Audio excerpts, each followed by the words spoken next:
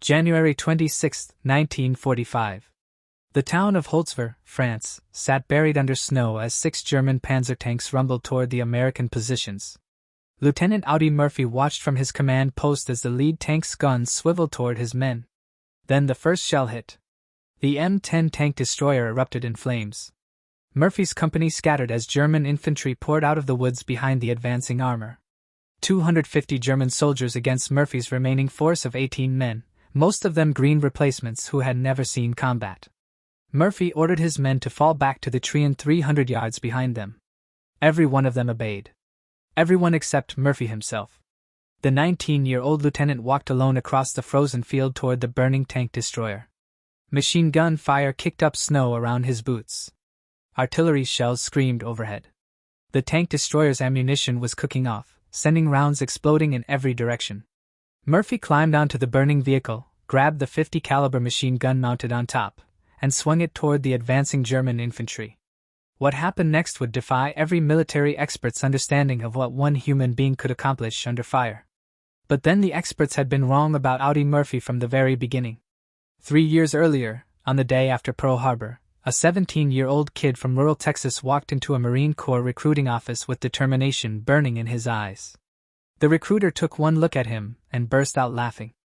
Audie Murphy stood 5 feet 5 inches tall and weighed exactly 112 pounds.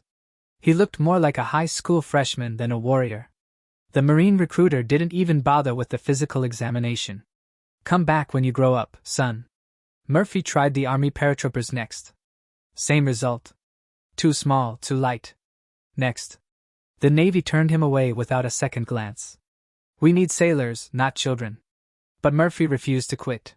He'd grown up dirt poor in Texas during the Depression, one of 12 children in a sharecropper family. His father had abandoned them. His mother died when Murphy was 16. He'd kept his younger siblings alive by hunting, trapping, and picking cotton. He'd learned young that you don't stop just because something's hard. Before we continue, I'd love to know where you're watching from and what you know about Audie Murphy. Drop a comment below and let me know if you'd heard this story before. And if you appreciate this level of historical detail, I hope you'll subscribe to the channel. These stories take serious research to get the details right, and knowing you're out there makes it all worthwhile. War wasn't an adventure to Murphy. It was a job that needed doing. So, when the regular army finally accepted him in June 1942, he knew it was only because his older sister Karen had forged documents saying he was 18 instead of 17. The drill instructors at Camp Walters, Texas, took one look at the baby-faced recruit and assumed he'd wash out within a week. During bayonet training, larger soldiers knocked him down repeatedly. On the obstacle course, he struggled to climb walls his longer-limbed comrades scaled easily. "That boy's going to get himself killed," one sergeant told another. "He's got heart, but heart don't stop bullets. Send him to cook school or something." Murphy shipped out with the 3rd Infantry Division in February 1943. The veteran soldiers made bets on how long the 112-pound teenager would last in combat. Most gave him less than a week. They were catastrophically wrong. Murphy's first combat came during the invasion of Sicily in July 1943. While other soldiers hugged the ground under German machine gun fire, Murphy low-crawled forward alone, flanked a stone farmhouse, and killed 2 German soldiers with his M1 carbine before the rest even knew he was inside. His company commander stared at the skinny teenager standing amid 4 dead Germans. "Murphy, what the hell were you thinking?" "They were in our way, sir." This pattern repeated itself across Sicily, Italy, and into France. Murphy's small size became an advantage. He could slip through terrain larger men couldn't navigate. His childhood hunting made him a deadly shot. His poverty-forged toughness meant he could endure conditions that broke other men. By January 1945, Murphy had earned a battlefield commission to 2nd lieutenant. He'd been wounded 3 times. The 3rd wound in October 1944 nearly killed him. A sniper's bullet tore through his hip. The wound developed gangrene and Murphy spent months in a hospital fighting the infection while doctors debated amputation. They finally cleared him to return to duty in mid-January 1945. Murphy rejoined Company B just 12 days before the battle at Holtz. He was still limping from the hip wound. Any reasonable officer would have taken more time to recover. Murphy wasn't reasonable. His men needed him, and he never walked away from a job that needed doing. The sergeants who'd laughed at him in basic training were now saluting him. But his biggest test was still ahead. Murphy's company had been reduced to 18 men by the time they reached the frozen woods outside Holtz. Most of the veterans were dead. The replacements were teenagers who never heard a shot fired in anger. On January 26 at dawn, the German attack came. 6 Panzer tanks emerged from the morning fog with 250 infantry advancing behind them. Murphy called for artillery support and ordered his tank destroyers forward. The first M10 took a direct hit from a German Panzer. Flames engulfed the vehicle as the crew scrambled out. Murphy's second tank destroyer reversed rapidly, but German infantry had already flanked the American positions. Murphy's 40 men were about to be surrounded and annihilated.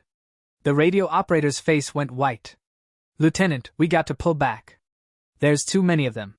Murphy made the decision that would define his entire life. "Everyone fall back to the Trian. Artillery observer stays with me." His men didn't want to leave him, but Murphy made it an order. As his company retreated toward the woods, Murphy walked forward through machine gun fire toward the burning tank destroyer. The burning tank destroyer sat in the middle of an open field with no cover for 300 yards in any direction. German machine gun fire swept across the frozen ground. The tank destroyer's ammunition was cooking off, sending rounds exploding in random directions. Murphy climbed onto the vehicle. Flames licked up from the engine compartment. The metal deck was hot enough to burn through boot soles. Smoke poured from every opening. Standing on top of this burning ammunition dump, Murphy grabbed the M2 Browning 50 caliber machine gun and swung it toward the advancing Germans. The first burst cut down 3 German soldiers. Murphy adjusted his aim and fired again, killing 4 more. The Germans had assumed the burning tank destroyer was abandoned. Suddenly, it had become a deadly fortress with a lone defender who refused to die. Bullets sparked off the tank destroyer's armor. Rounds whistled past Murphy's head. An artillery shell landed 10 yards away, showering him with frozen dirt and shrapnel. Murphy kept firing. This is where something impossible began to happen. Murphy's small size, the very thing that had gotten him rejected by every military branch, suddenly became a devastating advantage. On top of that tank destroyer, he presented a smaller target than a larger man would have.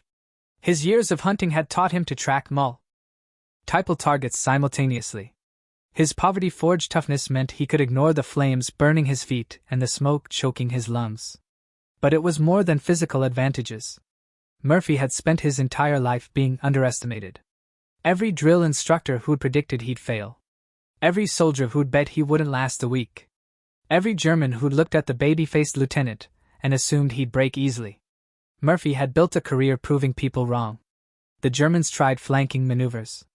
Murphy spotted them and called down artillery fire through the field radio, directing strikes within 50 yards of his own position. They tried massing for a direct assault. Murphy's 50 caliber cut them down in groups. They tried having tanks target him specifically. Murphy kept firing even as Panzer shells exploded around the burning vehicle. For 1 hour, Audie Murphy stood on that burning tank destroyer and held off an entire German company by himself. Then Murphy felt the impact in his right leg. A German machine gun burst had found its mark. Blood soaked through his pants. The leg buckled slightly, but Murphy locked his knee and kept firing. The ammunition belt feeding the 50 caliber was running dry. Murphy fired the last rounds in controlled bursts, making every bullet count. When the gun finally went silent, he'd been on top of that burning tank destroyer for over an hour. The German attack had stalled. Bodies littered the field. Witnesses later counted over 40 dead Germans in the immediate vicinity, with total casualties exceeding 50 killed or wounded. One man armed with 1 machine gun had stopped an attack by 6 tanks and 250 infantry. Murphy climbed down from the tank destroyer. His right leg nearly collapsed under him. The artillery observer stared at Murphy like he was seeing a ghost. "Lieutenant, you're hit." "I noticed." Murphy limped 300 yards back to his company's position. His men emerged from cover, several crying openly at seeing him alive. Instead of seeking medical attention, Murphy organized his men for a counterattack. Despite his wounded leg, despite the burns on his feet, despite having just survived an hour of combat that should have killed him 10 times over, Murphy led his 18 men forward and drove the remaining Germans out of Holtz. Only after securing the objective did Murphy allow a medic to examine his leg wound. He'd been standing on that burning tank destroyer for 20 minutes with a bullet hole through his calf, and nobody had known because Murphy hadn't stopped fighting. The official after-action reports from Holtzwihr read like fiction. Officers reviewing Murphy's citation for the Medal of Honor initially questioned whether the accounts were exaggerated. One man on top of a burning vehicle holding off 250 German soldiers and 6 tanks for an hour. It defied military doctrine and common sense. But there were 18 American witnesses and captured German soldiers who confirmed every detail. Some of the German prisoners asked to meet the officer who stopped their attack. When they saw the slight baby-faced lieutenant, several refused to believe it. They'd assumed they'd been facing a reinforced company with heavy weapons, not one teenager with a machine gun. The Medal of Honor was presented to Murphy by Lieutenant General Alexander Patch on June 2, 1945 near Salzburg, Austria. But the Medal of Honor was just the beginning.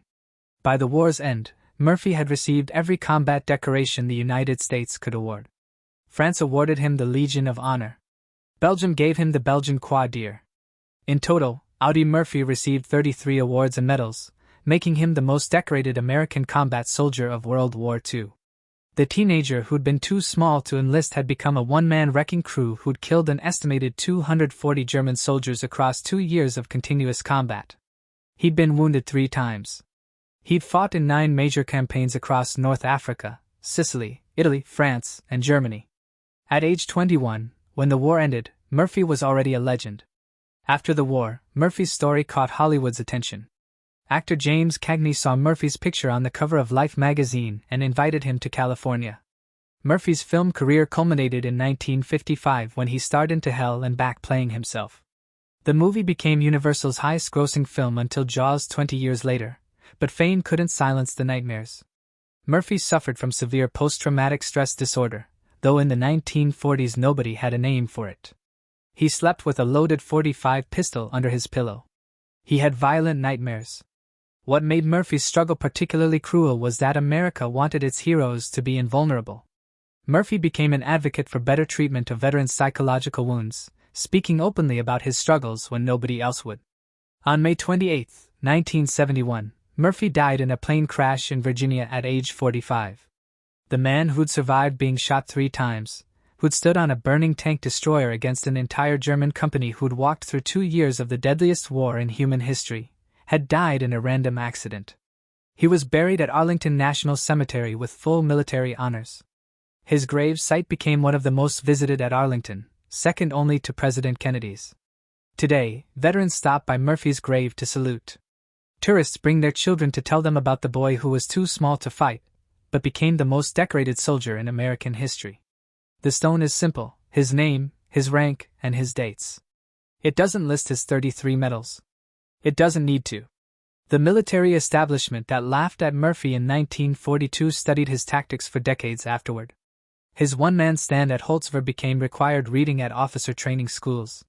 Not because it should be replicated. The Army was careful to note that Murphy's actions were extraordinarily reckless, but because it demonstrated what's possible when courage, skill, and absolute refusal to surrender combine in a single person. Murphy's story has become mythology. But the facts are more powerful than any myth. A 2LB teenager who was rejected by every military branch. A soldier who forged documents just to serve. A lieutenant who stood alone on a burning tank destroyer for an hour and stopped an entire German company. But Murphy's greatest legacy might be what he represented to everyone who's been underestimated based on their appearance. Every short kid who was told they couldn't compete. Every thin teenager who was told they weren't tough enough. Every person from poverty who was told their background would prevent success. Murphy proved that what matters isn't what other people think you can do. What matters is what you refuse to stop trying to accomplish. The recruiters were wrong. The drill instructors were wrong. The soldiers who bet Murphy wouldn't last a week in combat were catastrophically wrong.